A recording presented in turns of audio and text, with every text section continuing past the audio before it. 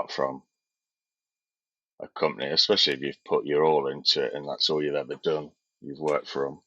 Yeah. And then at the end of the day, it's just business. It's redundancy, whatever it Nothing. is, whatever you title it, part ways, and she's just a number, and that's it. And you on to the next job or venture, isn't it? So, Yeah.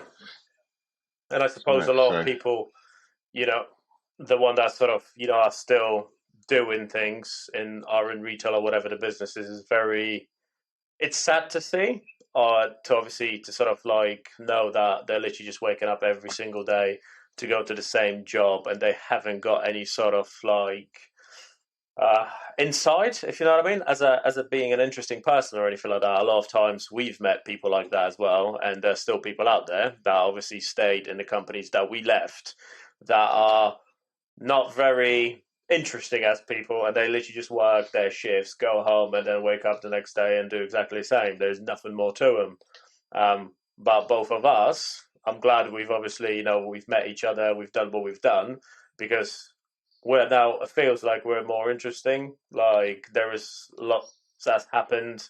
We've got things to talk about and stuff like that, which is quite nice. It's quite refreshing. yeah, definitely. Like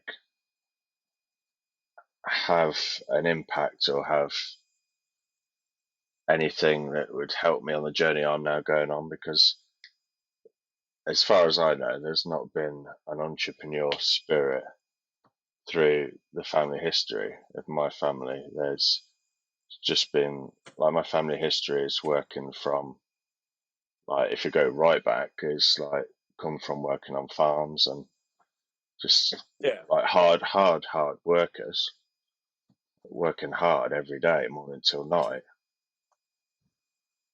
But there's like nothing I don't think that it could tell me, not that I know of. It's a good question, to be fair. It has stunned me every time.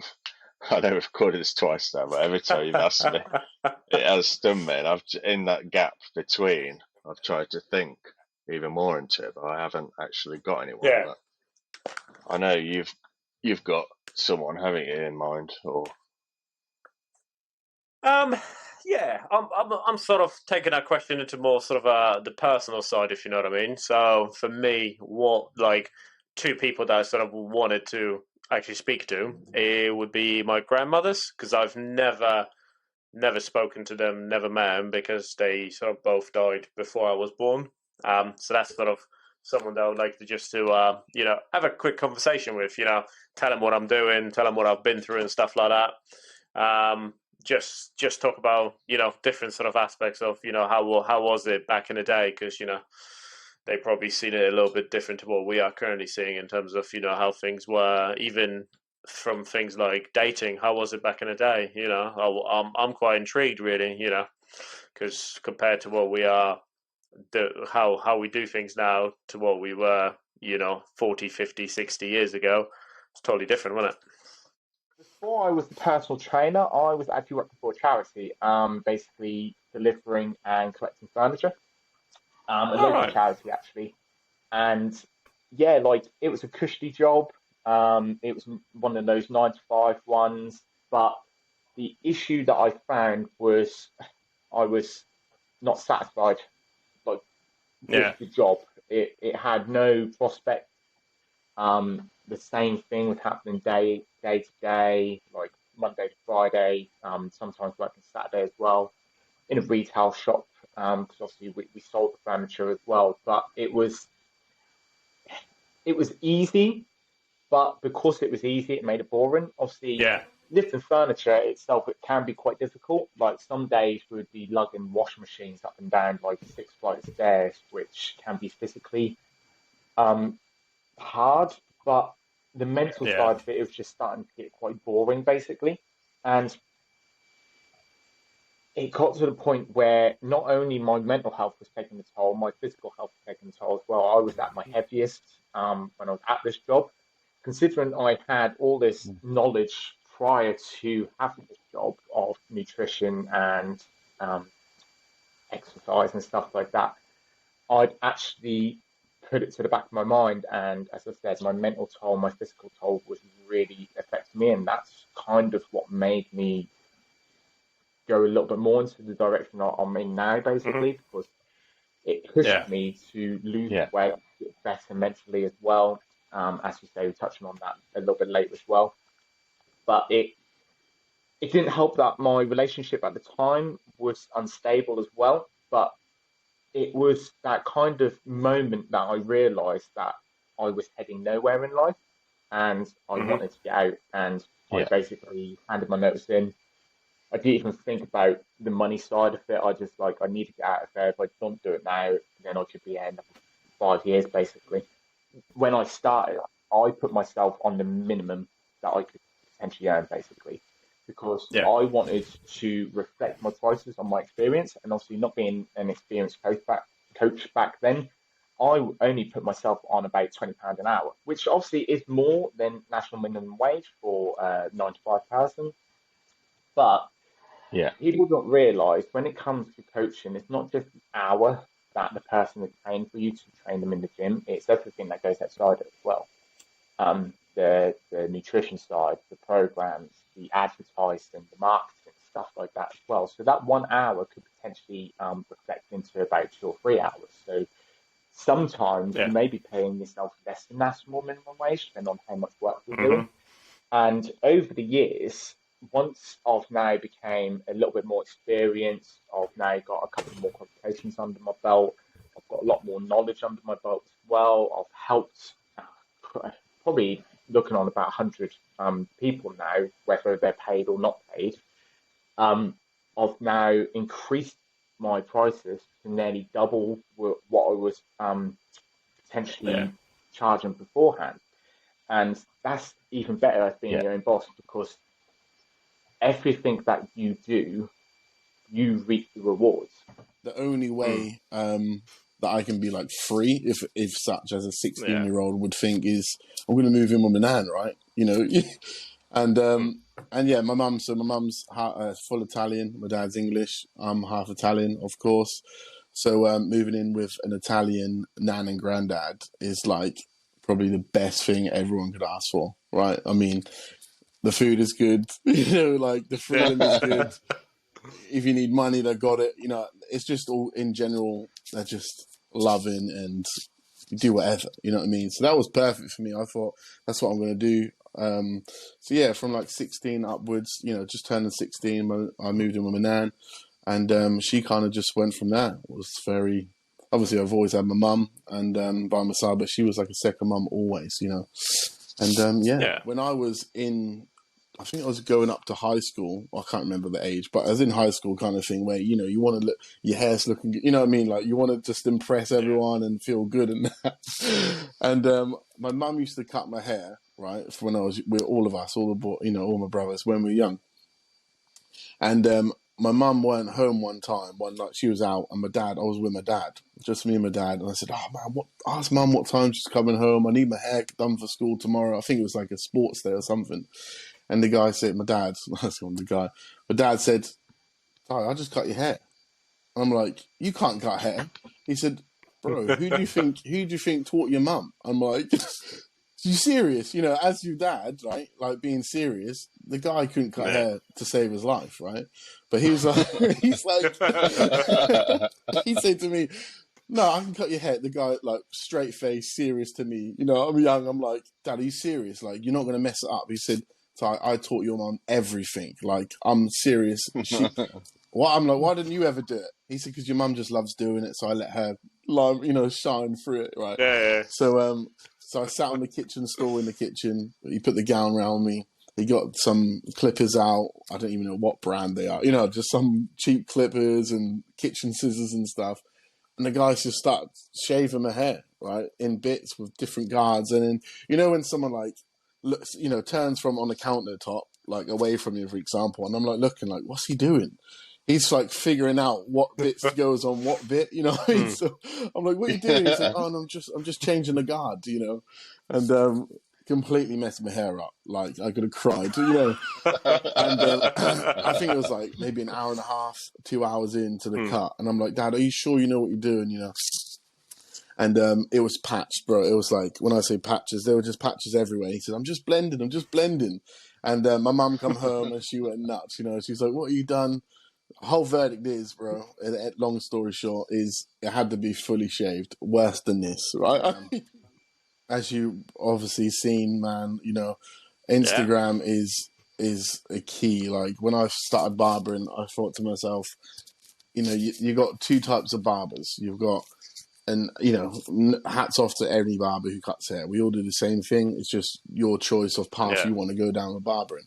You've got more like influencer, education, things like that, teaching people, ambassadors, sponsors, public eye kind of barber, what people look at and go, wow, he's using that, or I want to be like that, or wow, they look so amazing, for example. Or you've got just a barber that wants to cut hair, get his work done, loves cutting hair, loves to chat, and he leaves his work at home and it's done with. So I didn't want to be just going into work, leaving it. I wanted to be something where I can rather help other people. I can rather, I don't know. I think my mindset is just, it's not enough. And even on my Instagram now, it's just, I always think it's just not enough.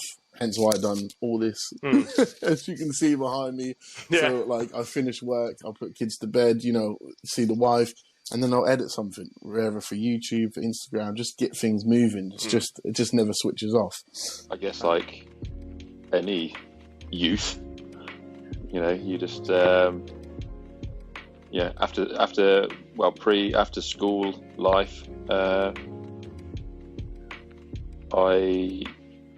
struggling there. Hang on, give me a sec. Where do you want me to start? How far back do you want me to go? Just sort of talk about what sort of life was like growing up, and like, when did you sort of find your passion really in like film? Well, yeah, I mean, like, I guess everybody, well, not everybody, but a lot of folks loved or liked watching movies or films on the TV. When I was younger, I used to watch films with my mum quite a lot, like with your parents, as you do. Go and get some sweets and sit on the couch and watch a video. Make sure it's rewound so you can start from the start. And then your dad, Ben, introduced me into pirate DVDs.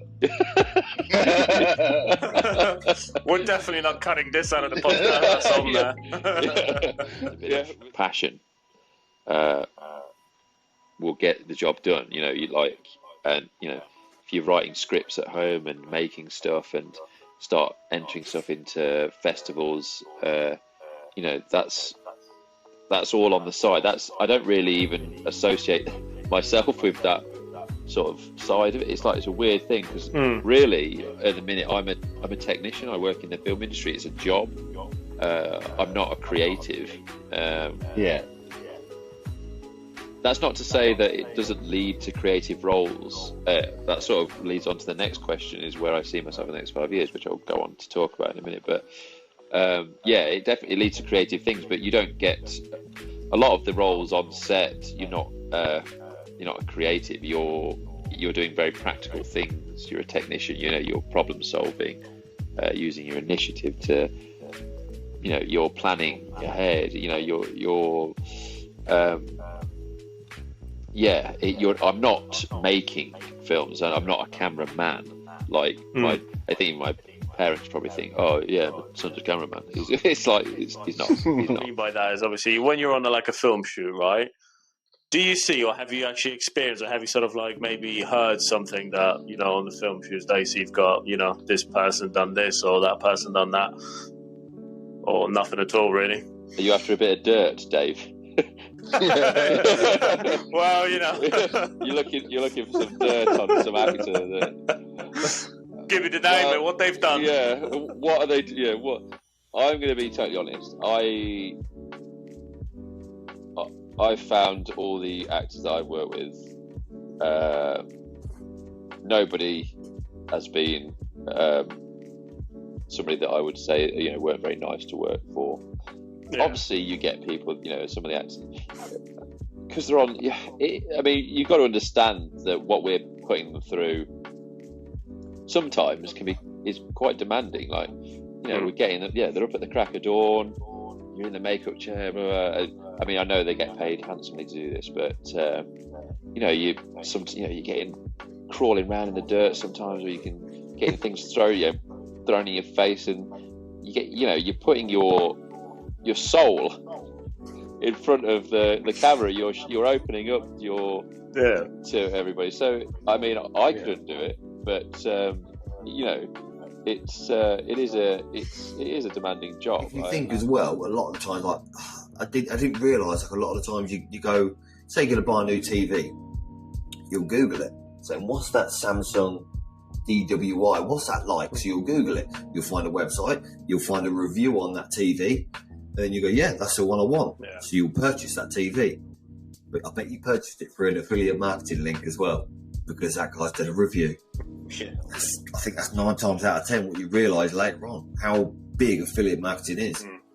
Like DVD that could play all regions, because half the time you go to a market in the UK that you buy a DVD and it's from China anyway, so it won't play in a certain region. But I could get these DVD players that played region DVDs, and they sold like hotcakes. It was brilliant. So every little thing I think that I could make a bit of money on, I suppose. Yeah, that's what I planned to do. Well, that's what I did, but never anything to a scale where it's thousands of pounds. It was always just enough to buy a new car stereo, or just enough to buy some stupid alloy wheels, mate. Stuff like that when you were younger. That's what mattered. So when did you realise, obviously, you wanted to sort of change your life, obviously, and get yourself in an online space? Was there a time when you sort of like, I know you sort of mentioned that a little bit before, or was there like, really, I had enough of this, let's see what's out there? Yeah, well, it was really, I think basically I'd started for a couple of years. I was doing the route of where you go to YouTube and you watch all the videos and you do exactly what they say. Mm-hmm. But then it always comes to a crunch where it says, hey, invest £1,000 in this course. So I thought, nope, not going to invest in that. So I'll skip on to the next person. And you do exactly what they say. That was for 2 years. And then I had a wedding out in Australia, I think in 2020. So I went out there, and out in Australia, I was a completely different time difference to over here in the UK. So I couldn't answer my phone for work or anything like that for my electrician job. I thought, well, this is good. I like not getting aggro all the time. So if I'm going to make a go of this online thing, I've got to pull my hand up and wallet out my pocket sort of thing and invest in some training. Yeah. So that's what sort of pushed me forward to think, yeah, I do want this. I don't want to be an electrician. Because when I had done the electrician I think I was only out there for 10 days. When I hadn't done it for so long, that's what made me realise that my heart's not in it. I don't want to do it. And it wasn't getting me down or depressed. I wouldn't have said that. I just thought there's more to life and I could do better things. I could have more time. Because being an electrician, like, I was either quoting in the evening, I was either keeping up with invoices, or I was paying wholesalers. I was always doing something on the computer when I got home. But now I could sort of work 2 days solid, get a load of content or a load of bits out there like YouTube videos or interviews out there on the podcast. I can go away for 2 days. And then, in effect, my business is still running because it's worldwide. Yeah. And that's what I love about the online space, is that I'm not catering just for my own little town anymore, or even our own little island, which is the UK. You're building your brand all over the world. Yeah, definitely. And I think when you earn a little bit of money and you invest it in it, it helps you get bigger and better faster. And with all the mistakes that I made before, like, I'll admit it, I spammed a few links here and there every now and again. Thinking that was the way to do it. This is what I thought. Right, I've got a link. This will make me money. Give it to everybody I know. Well, it took me a little while to find out that didn't work. And then you try to dig deeper in to find out, well, how does it work? You have to give value. I haven't got any value, so you have to learn value. This is the thing. It's a vicious circle in a way, but there's certain steps to do. I was hooked. I wanted to go to Funnel Hacking Live. That was my plan. But next step, I want to go Funnel Hacking Live. I want to learn more. But obviously we couldn't, because that was when all COVID and stuff like that hit. But one of the things that was mentioned through the One Funnel Away is have sort of a home, something you enjoy that can build your brand. And I put some videos on YouTube, and I tried blogging. I don't know. I've never been diagnosed, but I don't think I'm dyslexic, or I might be. I don't know, but I'm rubbish at writing. Not the fantastic. My spelling is terrible. But as you can probably tell, I don't shut up. So this was my plan to just podcasting. So I started off with basically just explaining everything day by day what I was doing. Like I was learning about lead magnets. What is a lead magnet? Because to me, I didn't know what a lead magnet was. I knew what a two-way switch was. What I've been learning, electrician. I didn't know what a lead magnet was. I didn't know what like automated emails. I wondered how everyone sent all these emails on time in every day. I thought there must be boards sitting there pressing send. There's a software for that. We also achieve time travel in either direction. But then recent videos are seen.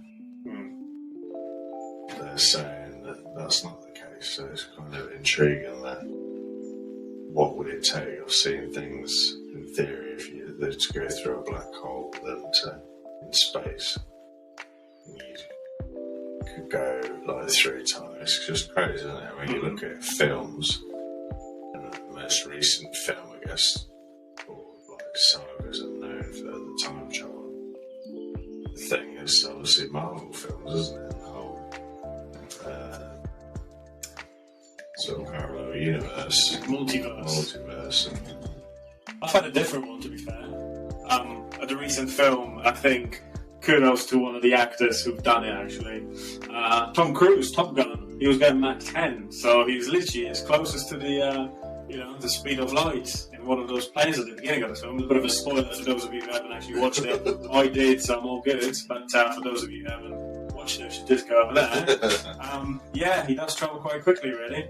So I think the only reason you'd go backwards is if there's something in your past, like loved ones or something that you'd want to see again, or like you said before in the previous podcast, that you've never met your grandparents, you'd want to like interview them or speak with them.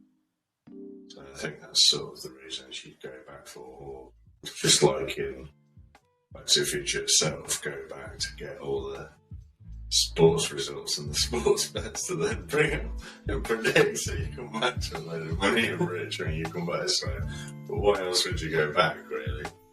Surely you'd want to go forward. Yes, that is. But if you were to ask me, I would love to take a trip back in the day. Like even as far as the dinosaur era, just to see how everything was sort of developing and stuff. How obviously everything shaped to what it's like now, if you know what I mean, from back when it started. Yes, that would be quite fascinating to see. The thing is, if everyone just decided to fire on each other all at the same time now, we wouldn't have a podcast number 15. We wouldn't have a podcast number 15. That is brilliant. Be gone. 14 episodes, 15 apologies, technical difficulties. It off really, really well, obviously, to get where we are currently now. 2 years later, we don't have to wear masks, essentially. Everything is sort of open. We're sort of back to normal reality and normal life. Obviously, we're paying the price for, people being off, and obviously everything sort of going up in prices. But, that's I was going to say it's not the natural thing, but it's sort of thing what we could expect potentially after such a massive 2 years of, nothingness and people staying at homes for, 6 to 8 months. So, yeah, he did have a lot on his plate. A lot of things he'd done well. Yeah, a lot of things he'd done wrong. But when you go through the whole list that we just talked about, everyone's got a bit of that, isn't it? It's just how you look at it, People's opinions always going to be, negative of some, because, you haven't delivered this, you haven't delivered that. It's always going to be the case. But I think, essentially, the new Prime Minister that's going to have to step in now is going to have a lot to fix and a lot to prove to people that actually, I'm worthy of that title, because you don't want to end up with another sort of Boris kind of situation where you say one thing and you don't achieve it, my views on it is that powerful people at top, the rich people who control everything, are obviously making money every time out of all of this and everything. So it's like a problem here we've got to fix, but behind the scenes we have created this problem. But I don't know if people actually realise and understand that. I think, if you ask me, we've done an incredible, massive job with, people going on furlough and how long we've actually had it for. And yeah, it just shows that, I know obviously he had sort of the guidance from the Prime Minister or whatever the case was, but I think you've done an incredible job in the space of time that you had to actually help and support people when they needed it, at a crisis time, essentially a pandemic. He is a people's person as well. He seems to care about, people's opinion, what they think, and how things should be, really. So I feel that if he was going to be potential candidate for Prime Minister, you'll see some great things happen. Which I think this country, after the spell of bad that was happening, I think it needs. So yeah, from my opinion, go Rishi. Woo! We kind of watched his recent speech. It's about 24 hours old. Before this, and listening to some of the things he got to say, kind of obviously because of the position that he's just done and what he has to deal with. Obviously, he's talking about fixing taxes and the economy and stuff like that, and that he will get taxes down. It's a matter of it's just a matter of when, sort of thing. So I love how they pick all their words. They commit, but then don't. Still leave it woolly and open, don't they? When you listen to how they word everything. But yeah, it's kind of obvious approach that I would have assumed before listening to his speech that he would take. Is that sort of stuff. He didn't really touch too much on other things, though, did he? No. He didn't talk about the Ukraine war, I don't think. And other bits to do outside of the country, but maybe, obviously, the primary focus is fixing ourselves first, isn't it? And covering them things off. So yeah, in the space of last 10 years, this is just an example. The price of petrol and diesel has gone up £1. Yeah, so whatever it was 10 years ago, what it is now, was it 98 or 99 pence? So essentially £1 when you look at it. But yeah, we were talking beforehand on this podcast about, because I'd never really thought of it really before until breaking it down, but what did they all offer, or what's different, or what for people to subscribe to? So obviously off the back of the pandemic and the 2 years of people mainly staying at home and having to watch more TV or more screen time on things, sort of what did they take to and sort of enjoy the most and go to, really, because they had no choice but to watch more TV. So obviously you see a little bit of difference in numbers there. That's probably what spiked growth for some of them, because of obviously the pandemic situation. Whatever, if it's brick and mortar, you always have to invest to get something back, to get that customer, a guest, a potential consumer, isn't it? So I think Netflix just needs to sort of step up a little bit, because not being funny, even companies like Now TV, it's owned by Sky. Sky is probably the biggest UK sort of TV provider, isn't it? So you can see obviously how massive it is and how they can develop different things on different scales. So yeah. Yeah, I think, like I was saying a minute ago, Netflix has got so much potential, and they seem to be wasting it, really. Like they've grown from a platform where they were just showing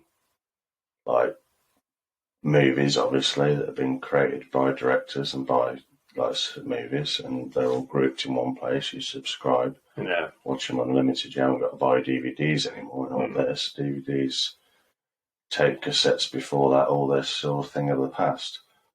And they've even gone further than that, as in they've got that much money and that much cash flow. They were buying scripts off directors and movie people and stuff like that, and then having like high quality movie actors in series, weren't they, and creating stuff. And there's so much potential, but then in the last year it seems to going like downhill. Like there's many times I've watched Netflix and they've got like a bad voice over out of sync really film, and you watch the film and you see it all happening on Netflix, and then you hear the voice after it and you think, what's this about? What's this about this day and age? Why isn't it all like in sync? And it's I don't get it. So I always dreamt about having my own business, and I always played with my dolls when I was a kid and like imagining having a business. And I always wanted to be like free, I never thought about that it will be possible in the future world when I grew up, because everything changed, in 30, 20 years. And now finally it makes total sense. I'm doing what I love. I have the freedom of traveling. I'm leading a kind of digital nomad style of life. And I think all of it kind of fell to places. Actually, I've had this idea of starting my own agency for quite a while, but I never had, a plan or maybe a courage to do so, because like when I work on my own and I help other experts launch their courses, it's kind of, it's different. You have a team of people that you can, contact, and you can hire and do one project with them, and then you can just go different directions. But then like when you have an agency, you kind of have the same people working with you, and maybe that was scaring me at the beginning. Like, can I rely on them? Can I rely on myself when I work with them? So I think it has a lot of this controlling kind of part, but I decided to put it all together and just have it. And I started it 2.5 months, I think, something like this. Yeah. And regarding the name, I really didn't know in the beginning how to call it. But then I was thinking, okay, what can I choose? Like, what kind of area? Shall it be like the name of a product? Shall it be the name of some kind of subject? And then I thought maybe it can be a fruit or something like this. It's actually funny, because at the same time, I never told anything like this to anybody, so you're going to be the first to hear. But at the same moment I was thinking about it, brainstorming with ideas, I looked at my husband in the living room, and he was looking at his hair, and he's like, oh my God, I have to have my haircut. I look like a freaking pineapple, I'm like, that's actually good. Let me research it, And I went to research it, and I realized that, I have very much interest in this fruit, because if you, I know it sounds strange, but just give me a chance to explain. Anyway, in the language where this, in general, this pineapple just came from, I think it was somewhere in Latin America, but if you translate it from that language, it means excellent fruit. So it is very symbolic for me, because my agency is also, what we do has kind of, I would say, like excellent quality, but it's true, the websites, everything we do, the logos, we put our heart and soul into every project, and we try to connect with every client and every expert we have, especially when it comes to organic marketing, because if you truly understand the person, if you see the way they think, and you have this amazing relationship within this project, then it's really easier to bring it to a certain excellent level. So this is one part of the story. Another part of the story is that I was researching pineapple. I think I read somebody's like PhD work or something like that about pineapples. Yes, I went that deep. And it turned out that you can do a lot of stuff with pineapple. You can basically, not only just you can eat it, you can do other stuff with it. But the most important part of pineapple is not pineapple, it's pineapple crown. So crown is also the sign of excellency, of course. But if you decide to plant it separately from pineapple, it's going to create a little pineapple of its own, You can also like do some kind of tea with this and all this kind of stuff. I have like a huge post and all about it. And if your audience are interested in researching pineapple crown kind of stuff, they can go to my page and read all about it. But it's really cool, and I really like as soon as I thought about it, as soon as like it came into my mind, like pineapple crown. Okay, that's it. Short, because it's funny, it's interesting, it's out of the box, and everybody keeps asking me about it. So I think it's also a good icebreaker in any conversation. If you have this why approach, it's really more engaging when you want to like grow and experience all these kind of things in different social media platforms and so on and so forth. So when I left my office, I was so annoyed, like with all this kind of thing that was going on all the time, the same thing every day. I decided to try something different and open my offline business and do permanent makeup. That's how I decided to just get distracted, from all these kind of things. And as soon as I started my business in permanent makeup, guess what happened? Corona, so that's it. I was devastated. I was really sad, and I had my own studio and I already started having clients. And at the same very moment, while I was crying that nobody could do the brows and lips, and I had my machine, and I was like sitting, in the darkness with the tears. Anyway, dark times. People were just trying to reach me, call me and say, Julia, can you please help me with my Instagram? Can you help my social media? And I think for everybody who can be puzzled in a certain stage of their lives, they can just listen to what others ask from them. If you really don't know what you're good at, and you're like kind of good at this thing and the other thing, see what other people ask from you, because this helped me realize which direction to choose. Because I just, at the blink of an eye, I turned from a person who lost her offline business to a person who had like 6 or 7 clients back then in 1 month, because everybody wanted me to manage their Instagrams, So I was like, okay, let's try to give it a go, So I did. And then I found out about digital product launches and all this world of Jeff Walker, if you know this entrepreneur. Yes, so this is kind of the system that I'm using when I help people to launch their courses and products. And then I realized that people that I helped before, they also want different kind of services, They go like, okay, you helped us launch the course, all right. Can you do the website? Can you create funnel for me? Can you do this? Can you do that? And all of a sudden I realized that I can create an ecosystem, like a symbiosis of different people who are like digital nomads, who are looking for work, who are looking for projects, and they can also bring their why approach into the business and help me do those projects, help me grow and help other people expand their business. So this is what I'm doing now.